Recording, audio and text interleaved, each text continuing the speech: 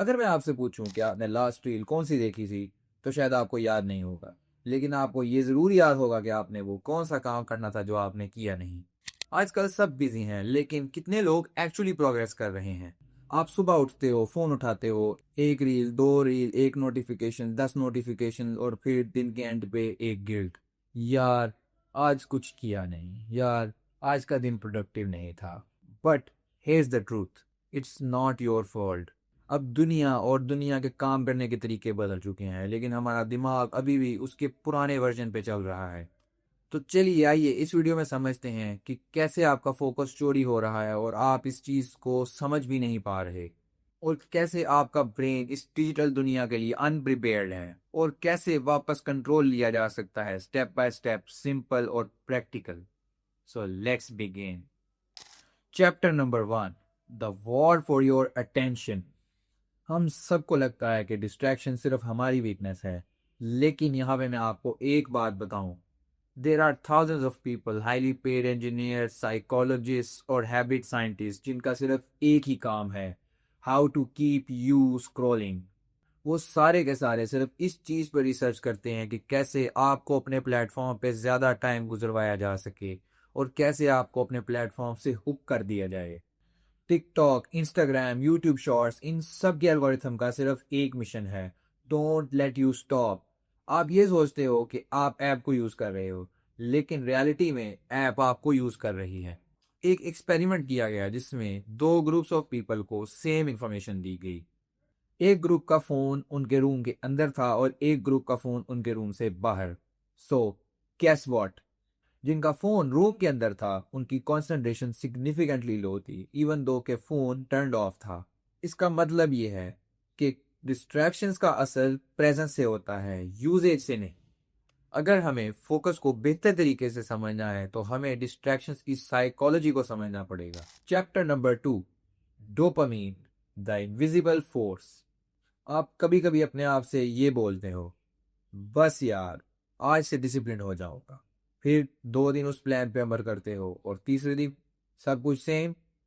क्यों करते हो आप ऐसा? प्रॉब्लम डिस्ट्रैक्शन नहीं है, प्रॉब्लम आपकी डोपामीन है।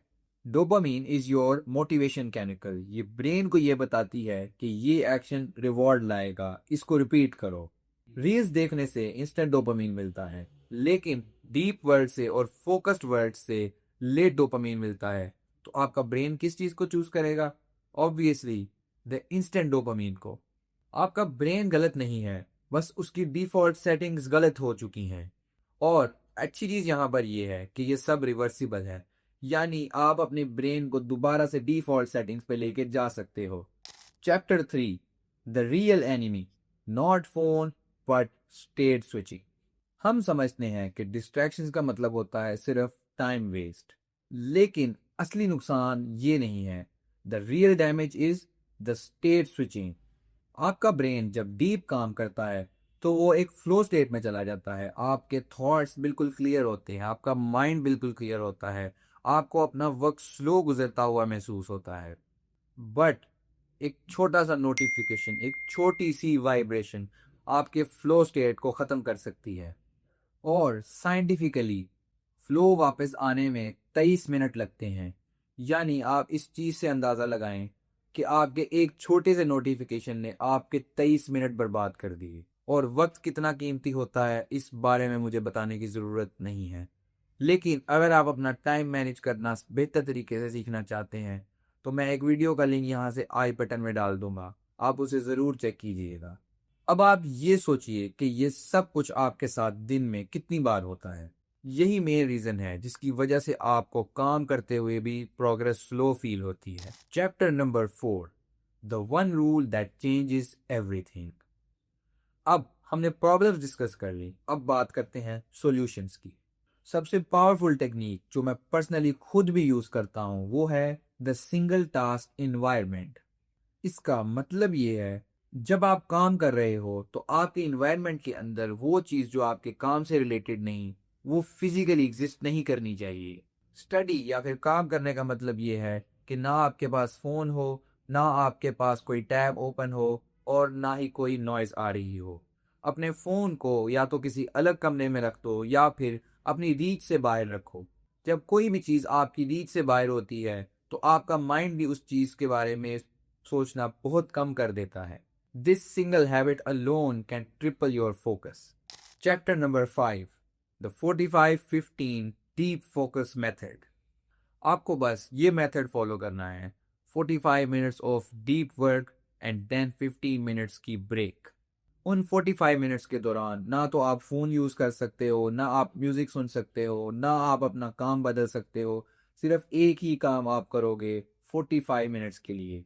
और उन 15 मिनट्स की ब्रेक का ये मतलब नहीं कि आप अपना फ़ोन पकड़ के स्क्रॉलिंग शुरू कर दो। वो 15 मिनट्स में आप पानी पी सकते हो, थोड़ी सी वॉक कर सकते हो, या फिर वैसे ही अपने माइंड को थोड़ा रिफ्रेश कर सकते हो। ब्रेक का मतलब रिचार्ज होना है, स्टिमुलेट करना नहीं। ये मेथड बिल्कुल सिंपल है, लेकिन ये अनबिलीवेबल रिजल्ट्स देता है। फोकस बॉन्ड नहीं होता, बल्कि फोकस ट्रेंड होता है। कोई बात नहीं अगर आप अभी सिर्फ 5 मिनट के लिए भी फोकस नहीं कर सकते। आप कोशिश करो कि 4 मिनट, फिर 5 मिनट, फिर 10 मिनट, फिर 15, फिर 30, और आहिस्ता आहिस्ता अपने प्रोग्रेशन को इम्प्रूव करो और अपने डीप वर्क के उस ओवरऑल टाइम पीरियड को इम्प्रूव करो।